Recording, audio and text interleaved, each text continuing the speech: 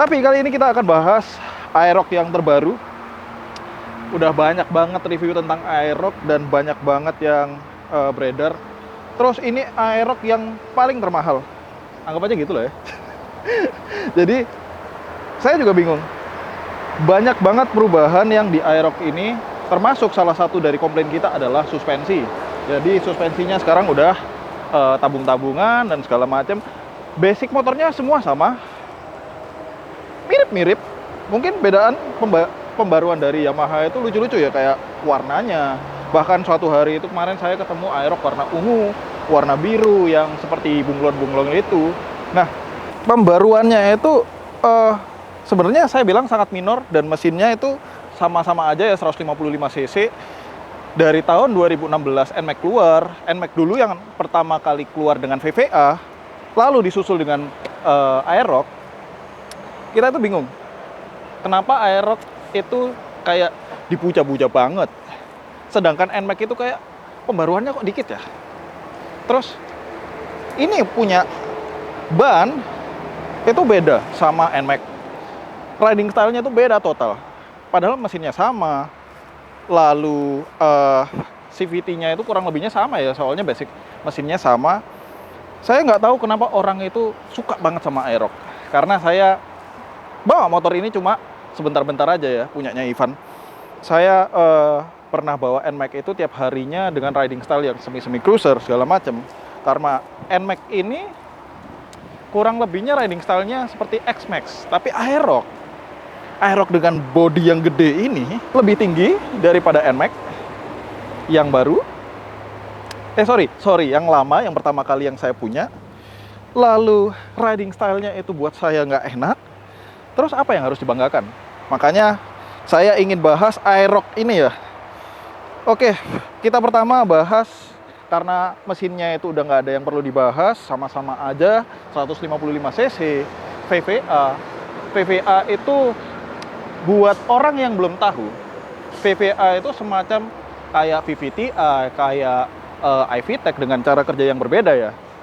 Itu sama aja, pakai tekanan dari oli untuk pindah solenoidnya, jadi timing atau durasi dari nokennya itu lebih advance. Nah, cukup untuk mesinnya, kita bahas desainnya. Langsung jalan-jalan aja. Misal, kali ini saya akan bahas bagian depannya aja. Maaf ya nggak fokus gara-gara ada, ya begitulah. Jadi untuk bagian depannya ini saya cukup amazed. Mungkin saya cukup amazed sama Yamaha yang terus memperhatikan konsumennya dengan cara nih, anak-anak Yamaha kan tahu ya, wah lampu-lampuan bos, zamannya Pro 7 Saber. Sebenarnya saya nggak boleh sebut merek ya.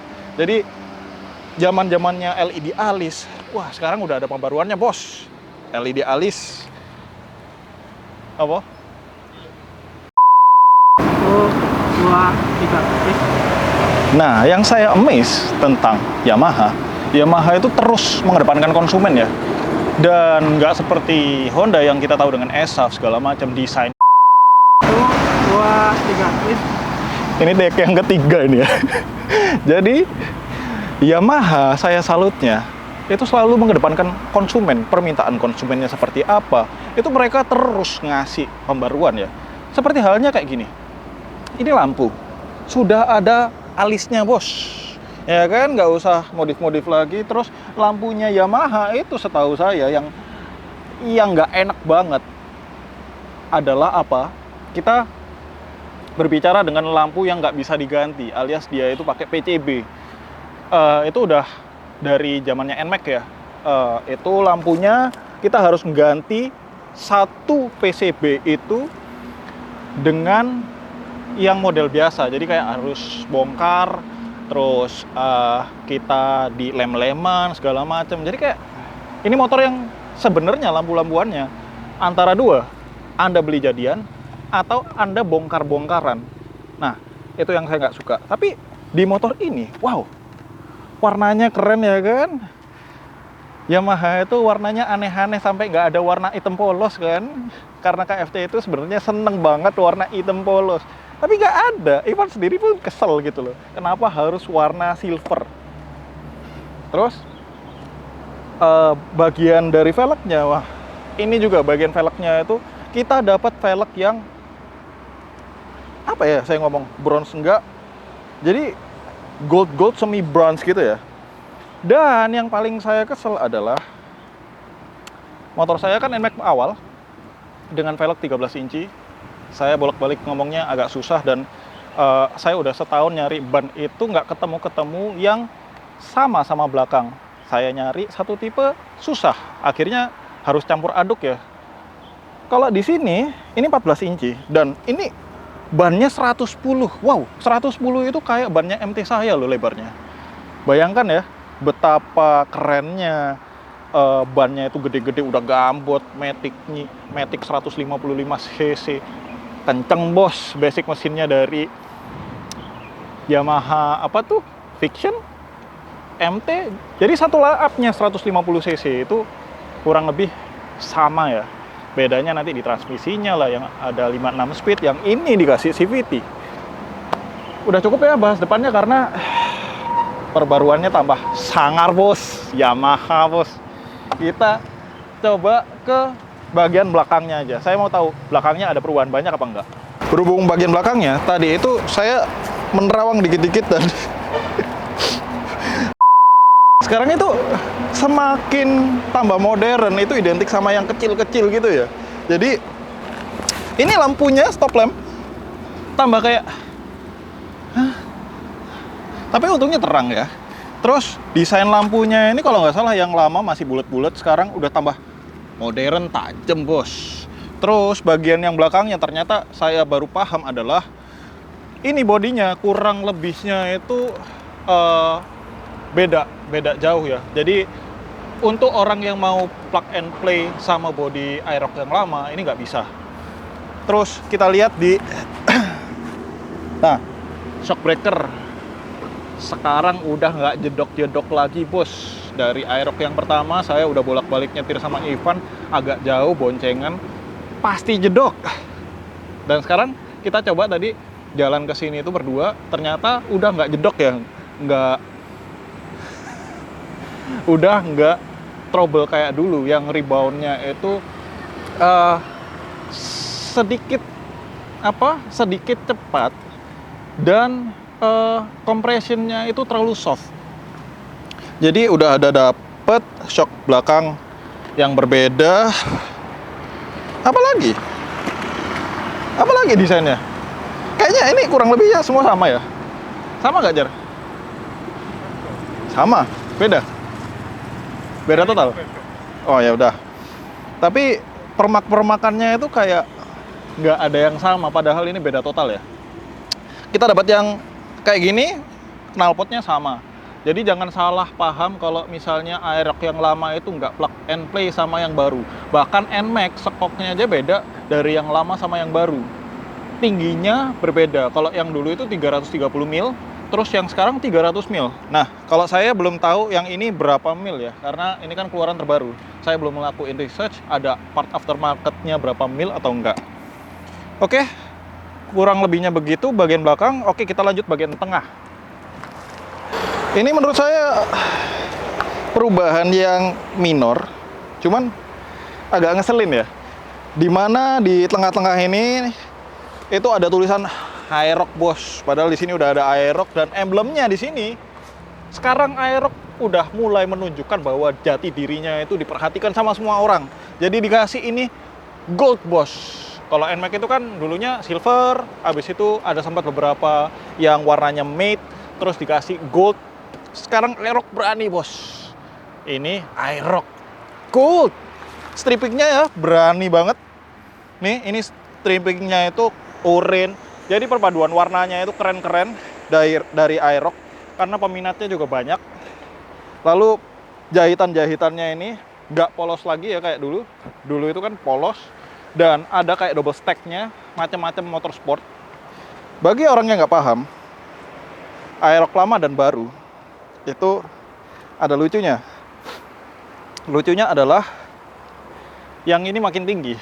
Jadi joknya ini ya, kelihatannya itu kayak simple, nggak ada perbedaan. Tapi waktu didudukin, ternyata perbedaan jok depan sama belakang itu beda jauh. Nih ya, satu kepala tangan saya bisa naik gini ya modelnya. Terus di sini tuh ada kayak humpnya biar yang belakang nggak langsung merosot, nggak kayak dulu. Memang bener-bener beda.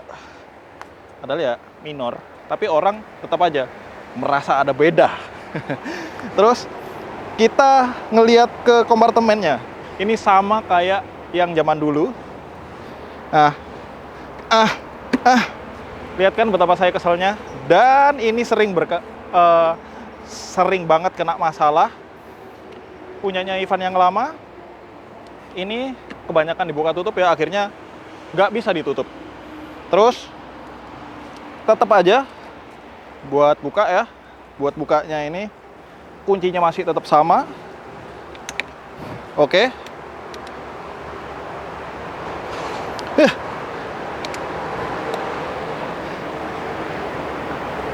Loh, kok jatuh? Ya, ini masih belum ada perubahan, nggak dikasih yang penahan kayak NMAX. Jadi ini harganya se-NMAX saya loh dulu.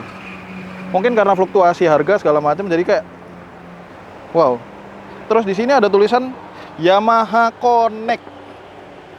Yamaha Connect ini buat apa? Ya, gimana gitu ya? Yamaha Connect, nanti saya jelaskan Yamaha Connect itu buat apa. Terus kita ngelihat klasternya. Wih. Nah, sekarang untuk klasternya, ini kurang lebih layoutnya sama, cuma dia lebih diperkecil, dibentuk sebagai bentuknya kotak. Dan kalau misalnya Anda perhatikan itu kan tadi di startupnya awal ada VVA, ya karena memang ini ada VVA-nya. Lalu hati-hati ya untuk orang yang beli layar-layar kayak gini, karena bisa layar untuk polaritasnya ini berubah warna jadi pudar. Itu kenapa saya agak-agak takut gitu ya dengan layar LED. Saya lebih pilih analog segala macam. Dan memang karena ini ada tulisan Yamaha Motorcycle Connect. Oh iya, saya belum lupa. Ini ada ABS-nya sekarang. Aerox ada ABS-nya sekarang ya. Berarti Ini sono. ono? Ono. Lungguranmu gak ono? Ono aja. Gak ono aja? Ono. Jar? Ya, Aeroxnya Ivan biyen gak ono ABS itu? Tulisane nang kene nek ono ABS ben iku. Oh iya. Lho, mbok nek ditempelno wong Yamaha minta tempel.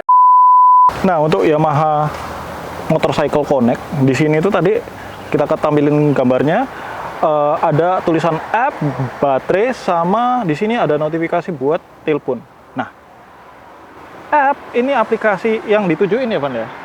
Aplikasi yang didesain untuk notifnya segala macam. Terus ada baterai. Baterainya itu kita bisa tahu baterai HP kita udah berapa persen nih.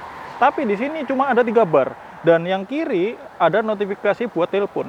Masalahnya kita itu hidup di tahun modern dan motor ini itu motor sudah modern yang hanya connect untuk telepon biasa, bukan untuk WhatsApp atau Line atau segala macam itu.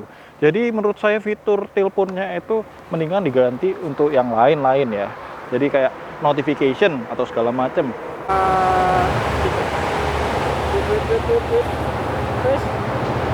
Nah, untuk Yamaha Connect-kan ini ya, Motorcycle Connect. Jadi di Yamaha itu ada 2 aplikasi, Yamaha Motor sama Yamaha Motorcycle Connect. Yang motor ini untuk apa? Dia itu tujuannya untuk servis dan mengetahui servis ada warranty-nya dan segala macam, itu ke regis di sana. Nah, untuk yang Yamaha Motorcycle Connect ini lebih ke data log untuk motornya. Data lognya berupa apa aja? Itu banyak ya, kayak fuel consumption, tapi kita bisa lihat.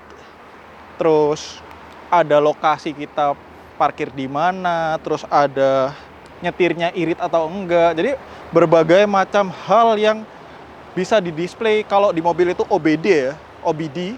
Nah, itu di-display di Yamaha Motorcycle Connect karena di sini nggak dicantumkan layarnya seperti NMAX Turbo. Lalu, apakah worth it? menurut saya fitur-fitur kayak gituan apa sih? Karena tadi aja untuk nyoba sebentar doang aplikasinya ketutup dan harus terbuka lagi.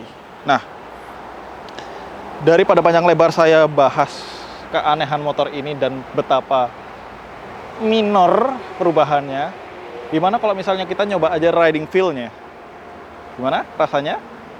Check it out. Yes.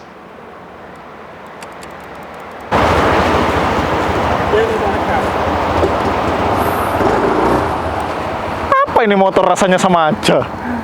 Fun. Motor rasanya sama aja, fiturnya tambah banyak. Iku lho gak pagar kuning iku lho kanan. Kanane pagar kuning pas iku lho. Ya siapa apa ya? Fun kon tiba. SS-an. Cak berat cak tahu iku aja wis. Nah, Ya wis. popes apa? Sing mau ae Bubble gum. bubble gum. Tinggal siji tuku. Ayo. Aku sing gawe aku dimbret sepeda ae soalnya. Tuh. Akan tinggi kan, suhu rasanya bilang tinggi. Oh, itu direkam. Iya. Adik, lu dukur timbangannya MT, Ji. Mas, kita beli es dulu, Mas, sambil test ride. Test ride yang nyetir Fajar. Tipe aneh nanti Fajar. Review saya yang paling nggak niat. Karena motornya sebenarnya desainnya perubahannya minor. Minor aja. Cuma cluster itu ini diganti kan.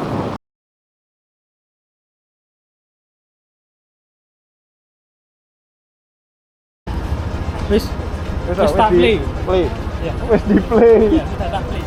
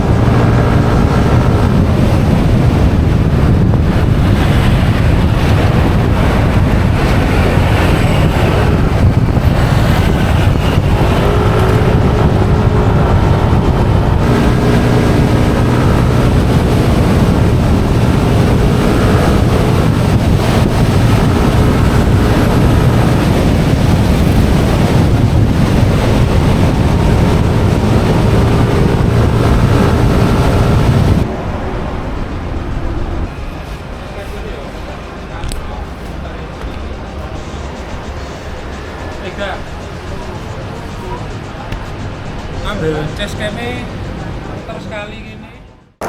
Nah, setelah saya coba tadi, ini awalnya saya itu kayak nggak expect bakalan berubah yang deres ya.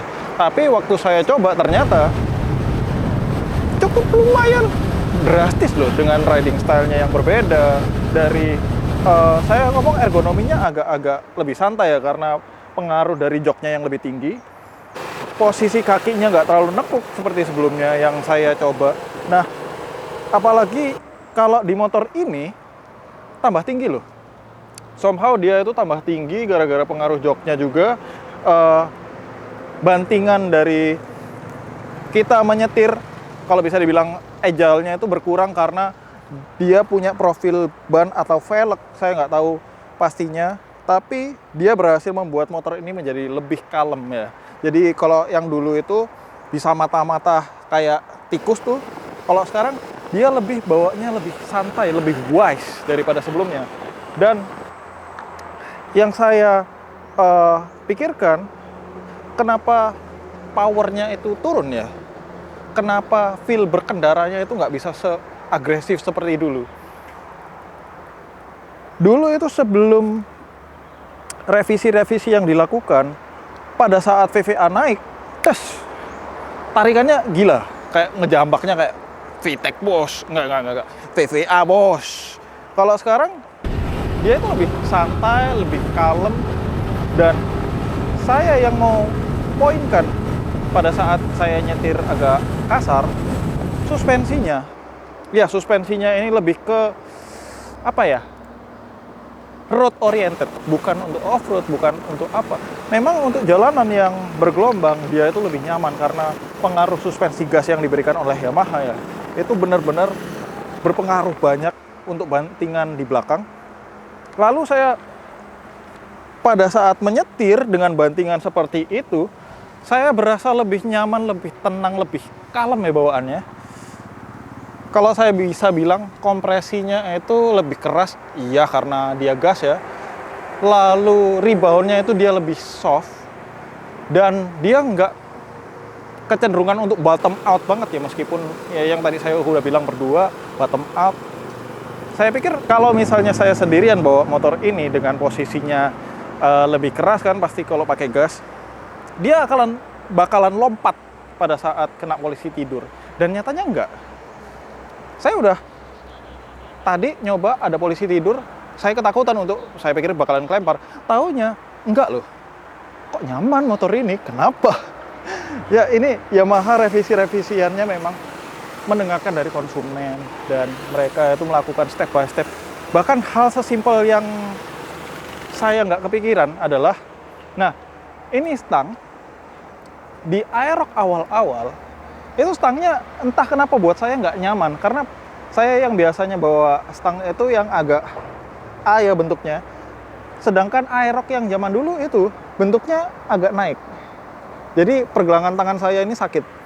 Dan di Aerox yang ini kali ini nih, dia itu lebih landai ya, jadi kayak stang-stang herek, nggak, dia itu lebih stang-stang yang posisinya wise. Sorry, saya sambil nyoba. Nah, ini posisinya stangnya gini, cuman nggak begitu berasa, nggak begitu kenotis. Nah, pada saat saya menyetir tadi, saya tuh nggak notice kalau misalnya motor ini sudah punya hazard. Lalu idling start stopnya, sorry ini bahasa Yamaha-nya nggak tahu saya apa, tapi idling start stopnya itu lebih agresif ya. Pada saat kecepatan 0, dia langsung tek mati, nggak ada jedanya sama sekali. Saya kaget. Wah, kaget. Kaget. Loh, kok tiba-tiba mati? Itu agak bikin panik ya. Tapi agresif. Posisi klasternya, yang saya nggak notice adalah kiri dan kanan itu sama-sama takometer gini modelnya. Jadi kan lucu ya, kiri dan kanan sama. Saya pikirnya bakalan kayak fuel consumption atau segala macam. Karena dia posisinya itu weight shift-nya lebih condong ke depan. Jadi pengereman bagian depannya itu lebih perasa ya. Suspensinya somehow saya bilang dia nggak, ya dia cuma berbeda dikit aja dari Aerox yang lama. Jadi kecenderungan memang lebih ke soft, bukan buat sport. Ini Matic yang bukan buat sport ya. kembali lagi, Matic itu peruntukannya bukan untuk sport. Jadi bagian belakangnya itu saya rasa kecenderungan untuk condong ke depan.